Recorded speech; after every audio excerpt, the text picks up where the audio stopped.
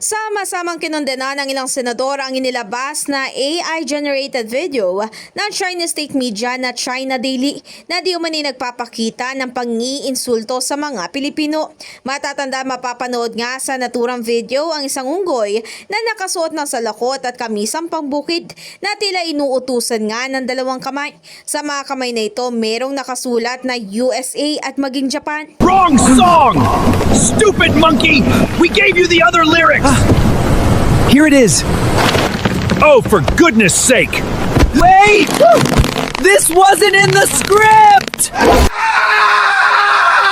Ayon kay Senate President Win Gatchalian, hindi lisensya ang pagkakaroon ng freedom of expression upang tapakan at kutsain ang dignidad ng sinuman. Dagdag pa nga niya, hindi rin daw dapat gamitin sa maling paraan ang media na may malaking responsibilidad sa paghubog ng pananaw ng mga bansa sa isa't isa. Samantala, sa kabila raw ng pag-uudyok ng China sa bansa, ay sinabi ni Senate Majority Leader Mig Zubiri na pipiliin lang nila ang mataas na antas ng pag-uugali at hindi sila gaganti pa o magpapadala sa mga ito. Sa kabilang banda, nanawagan naman si Senator Kiko Pangilinan sa People's Republic of China na utusan agad ng China Daily na alisin ang naturang video.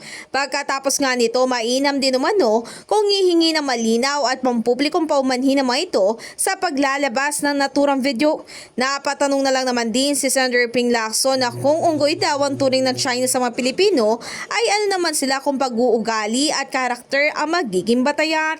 In the heart of changing lives, ako si Brigada Ann Cortas ng 105.1 Brigada News FM Manila, The Music News Authority.